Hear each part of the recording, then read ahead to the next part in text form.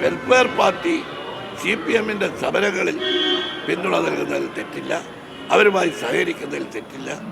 UDF-ന് vote ചെയ്യില്ല, പിന്തുണച്ചാൽ മാത്രം തെറ്റ്. അത് കിട്ടാത്ത മുന്തിരിങ്ങ പൊളിക്കും എന്ന ന്യായം മാത്രമേ അതിനുള്ളൂ.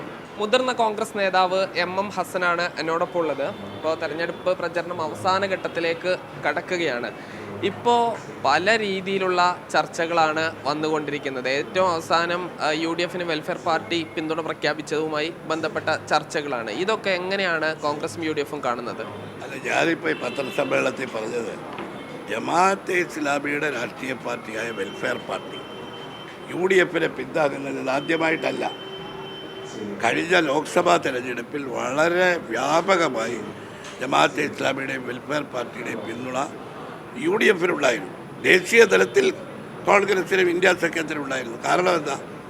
രാജ്യത്ത് ഒരു മതേതര ജനാധിപത്യ സർക്കാർ അധികാരത്തിൽ വരണം, വർഗീയ ഫാസിസത്തിൽ നിന്ന് ഇന്ത്യയെ രക്ഷിക്കണം.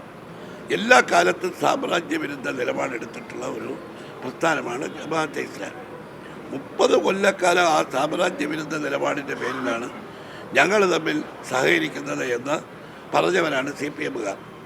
പിണറായി വിജയൻ ജമാഅത്തെ ഇസ്ലാമിയുടെ അമീറിനെ കാണുന്നതും ചർച്ച ചെയ്യുന്നതുമായ ചിത്രങ്ങളൊക്കെ അടുത്ത കാലത്ത് വന്നതെന്ന് അവർ തമ്മിലുള്ള ചർച്ച ചെയ്തായും ഞങ്ങളതൊന്നും പറയാൻ പോയിട്ടില്ല.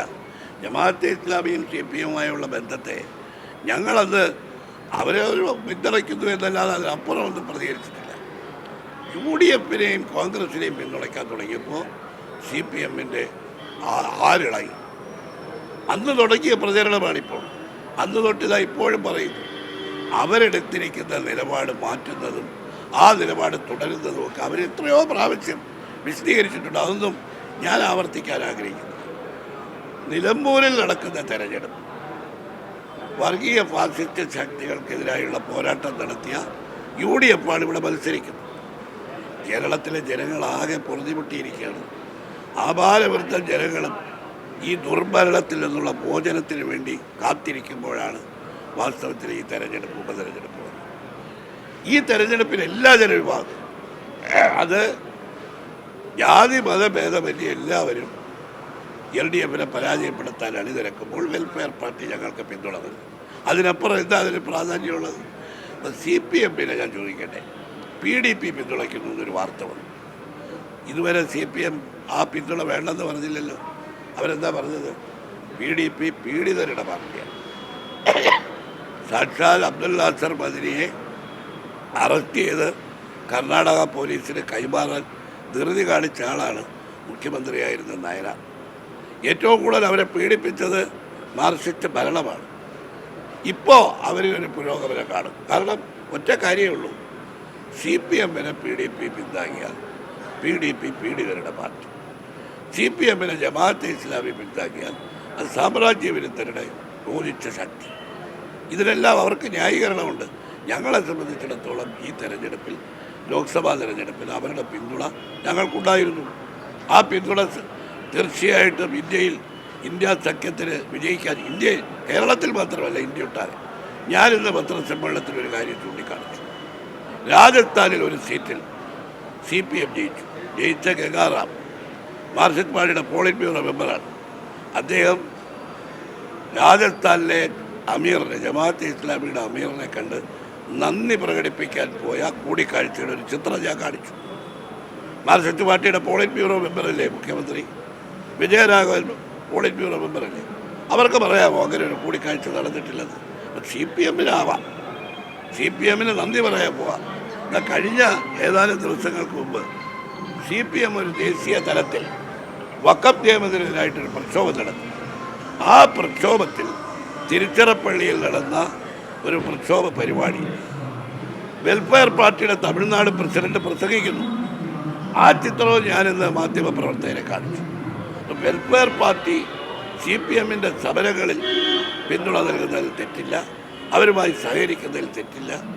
UDF-ന് വോട്ട് ചെയ്യില്ല, പിന്തുണച്ചാൽ മാത്രം തെറ്റ്. അത് കിട്ടാത്ത മുന്തിരിങ്ങ പൊളിക്കും എന്ന ന്യായം മാത്രമേ അതിനുള്ളൂ.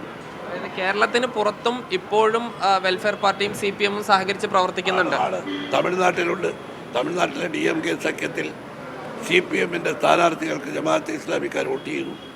അതുകൊണ്ടാണല്ലോ ഈ CPM-ന്റെ ദേശീയ പ്രക്ഷോഭത്തിൽ വെൽഫെയർ പാർട്ടിയുടെ സംസ്ഥാന പ്രസിഡന്റ് പോയി പങ്കെടുത്തത്. രാജസ്ഥാനിൽ ജയിച്ച സീറ്റ് ജമാഅത്തെ ഇസ്ലാമിയുടെ പിന്തുണ കൂടി കിട്ടിയതുകൊണ്ടല്ലേ അമീറിനെ പോയി ജയിച്ച ഗംഗാറാം പോളിറ്റ് ബ്യൂറോ മെമ്പറാണ്, ചെറിയ ആളൊന്നുമല്ല. അപ്പോൾ അവർക്കാവാം, നമുക്ക് UDF-ലായിക്കൂടാ എന്ന് പറയുന്ന ന്യായം ഇവിടുത്തെ ജനങ്ങൾ അത് മനസ്സിലാക്കും.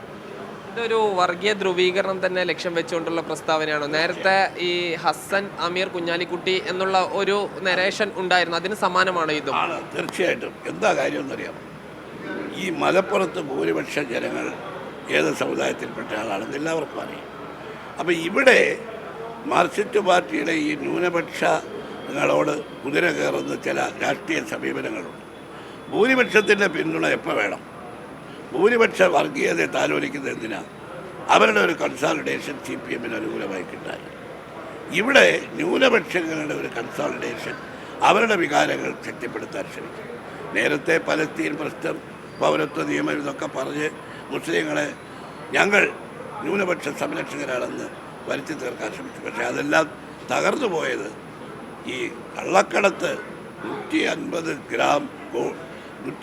കിലോ സ്വർണവും 121 കോടി രൂപയുടെ ഹവാല കള്ളക്കടത്ത് മലപ്പുറത്ത് പിടിച്ചു. മലപ്പുറക്കാർ കൊണ്ടുവന്നു. അതെല്ലാം ദേശവിരുദ്ധ പ്രവർത്തനത്തിനാണെന്ന് മുഖ്യമന്ത്രി പറഞ്ഞു. അങ്ങനെ പറഞ്ഞതിന് ശേഷം നടക്കുന്ന ആദ്യത്തെ ഒരു തെരഞ്ഞെടുപ്പാണ്. മുഖ്യമന്ത്രിക്ക് അതിന് മറുപടി പറയാൻ ഇതുവരെ കഴിഞ്ഞിട്ടില്ല.